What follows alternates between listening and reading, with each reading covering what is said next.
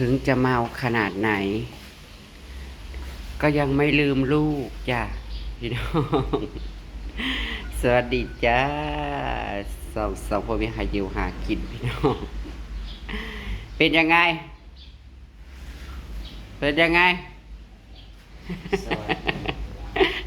นางยังบริสุทธิ์อยู่ได้นี่นะ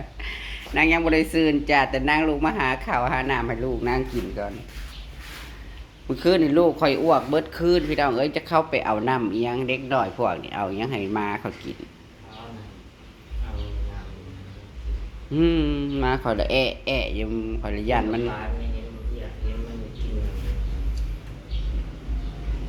เป็นอะไรมวนแห้งบ่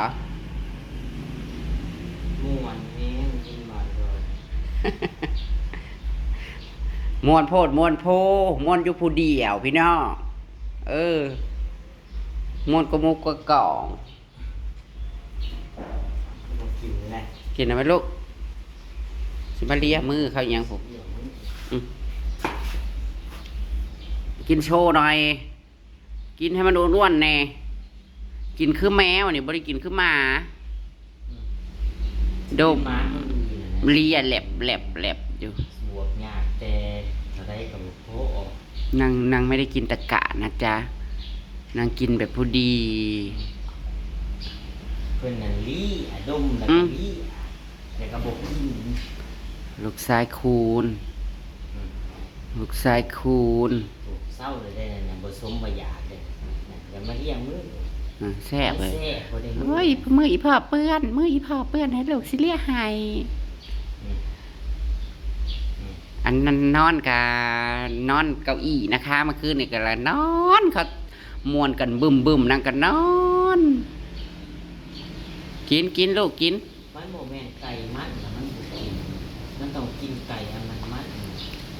ขนาดนั้นแล้วมันกินเวิร์ดป่ะเจ้าใส่น้ำหน่อยโลดโพดเฮ้ยทีนั้นเจ้าเอาแม็กกี้ใส่น้ำมันแห้งๆมันบุกินหมาตัวนี้กินเดือดสิตายชาติสื่อให้ไปเลยเที่ยวบัดตูดไก่บัดกินแหละไก่มันกินเลี้ยงมาในการบริสำนึงอีกเลยได้พี่น้องเอ้ยเลี้ยงมาใส่เงินจ้ะเจ้าหมูเศร้าค่ะ30 บาทพูดจ้ะแล้วพังพอกับแม่กันนั่นแหละยังไม่ลูกอีกโอ้เนาะบ่ต่างยังกับเขาผู้บ่ต่างยังกับเขาผู้มีลูกมีเต้าโอ้ยนั่นสิค่ำสิคูนอยู่บ่ดีน่ะกินยังก็บ่ได้สัวเป็นกับล้มวงพี่น้องเอ้ยล้มวงตอนนี้ก็จักงงแหละสิเที่ยงครึ่งแล้วค่ะไฟเขาก็มาไฟดับนอนก็บ่ได้เป็นซุกมันห่อนได้บัดนี้กินข้าวยังเธอฮะกินยังบ่หนาวสิกินเพ้อพระสิเปิดอย่าบอกเราก็สิเปิดอยู่บ่หากในบ้านนะเขาบ่ได้เปิดนั่นใต้เขาบ่เปิดเขาบ่คืนเขาก็กินกันเบิดคืนเขาสิมาเปิดยังเหมือนนี้เขาก็นอนแต่ว่าล้างบุญบ้านพระสิมาเปิดหาดเฟอแม่ได้เรียกลงไปกินน้ำยายบัวพุ่นแล้วล้างใดคืออันที่เขาไปส่งหมูนะเพื่อนที่ทำยังไงเอาไปส่งหมูเพื่อนเขาเอ็นละมอนนะเป็นอย่างยังบ่ได้เลิกสิเลิกยังผู้ยังบึ้มอยู่เมื่อล่ะเกิดมาส่งเลยเฮ็ดให้บ่าวสายชาติน่ะนางมาส่งเลยกินมันเมิดลูกกินมันเมิดกินสิเทลูกกินให้มันหมดหน่อยนายโคล่าสิแนมน้ำเขาอีหยังไปกินแล้วก็ไปไปเยี่ยวไปไว้มันจะมาหาเยี่ยวทางไหนนั่นย่างคือขี้เมานี่เขาเอาเบียร์ให้กินบ่เมื่อคืนเนาะเด็กหน่อยพวกนั้นก็ขี้ดื้อแท้ๆเมื่อแรกก็สิบ่งพักก็พี่น้องเอ้ย มันต้นมันสีใหญ่โพดเลยแรงๆเขาก็จะปลูกเอาผักออกมาบ่งซะก่อนผักกาดซ้อมต้นผักกาดซ้อมแปลงนะคือสิว่าเป็นตาสิได้กิน เอาสินอนตากแดดหรอมาหน่อยไหมท่าขับมาหน่อยไหมออดผู้เสียงยังบึมอยู่พี่น้องเอ้ยกินโพดเพราะท่านได้ลดได้ละจะไม่ได้เลิกกันเด้อกินชิบหายไหววอดชื่อว่าและกินคนลาวนี่ทำไมเนาะ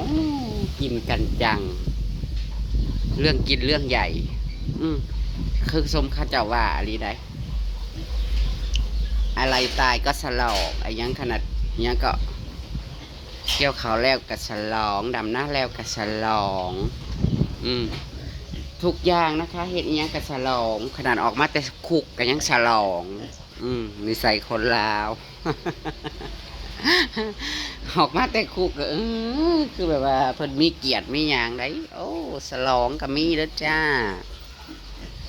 นะคะไม่ธรรมดาเด้อ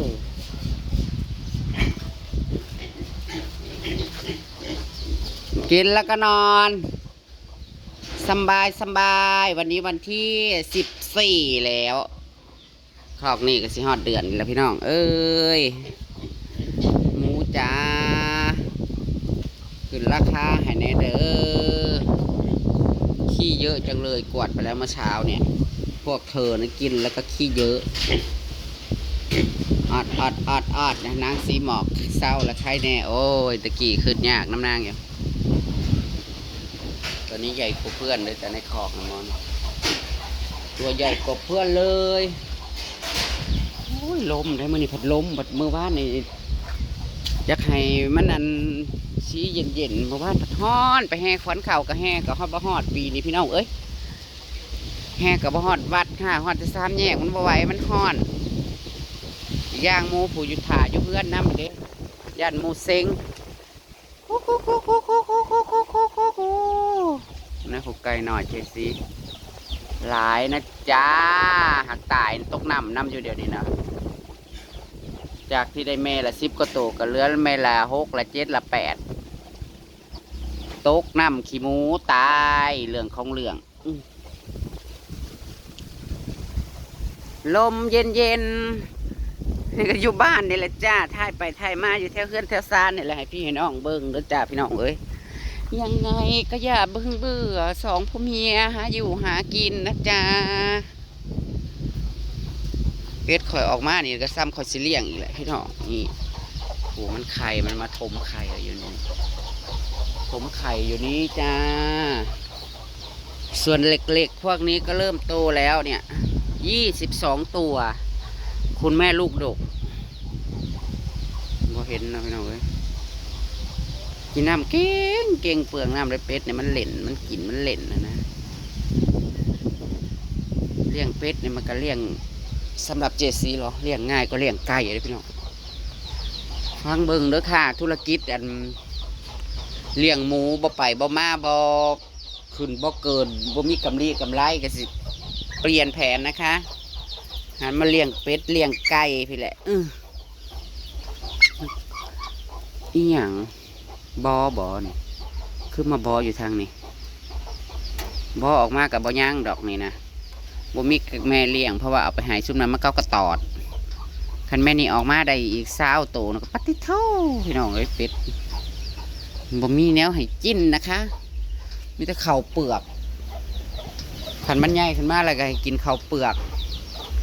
กุ๊กถ่ายเป็ดถ่ายไก่นี่แหละจ้า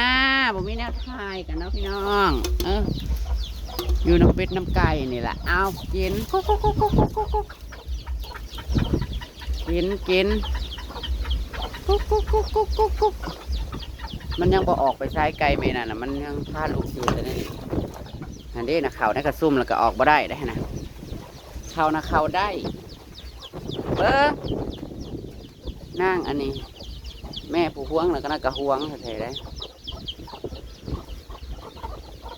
ง่ายเมื่อนี้นะพุทธโธ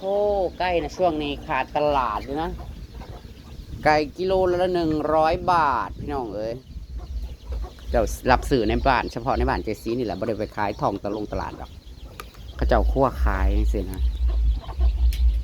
เป็ดนี่กิโลละ80 บาท ฝั่งลาวนะแต่เขาเจ้ามาซื้อแบบหลายๆคือในเมืองเขาเจ้าไปร้านปิ้งเป็ดจังซี่นะกิโลละ50,000 กีบ50,000 กีบกาบ่ฮอดนั่นเนาะบ่ฮอด80 บาทมั้ง60-70บ่ก็ยังถือว่าดีกว่าราคาหมูหลายนะพี่น้องเอ้ยเป็ดไก่ช่วงนี้นะไก่มันขาดเนาะเพราะว่าออก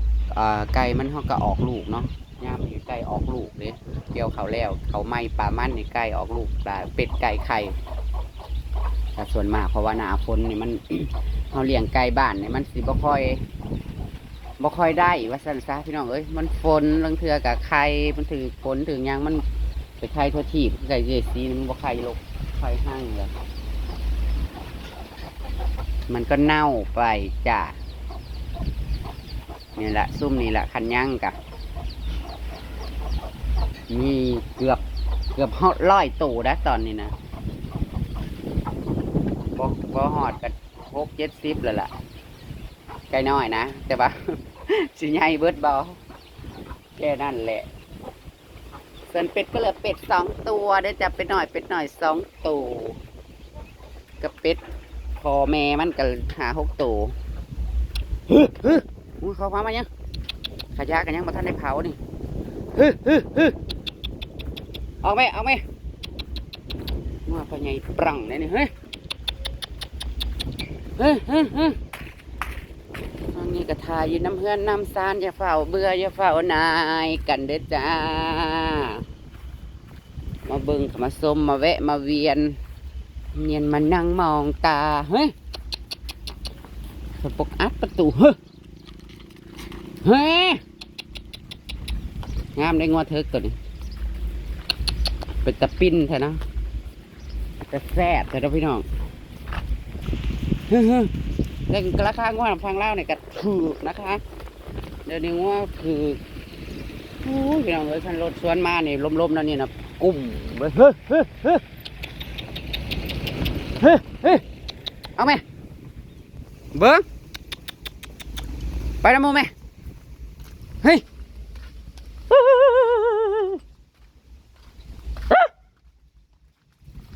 ไม่ต้องมีหมานะจ๊ะเฮาเองก็ได้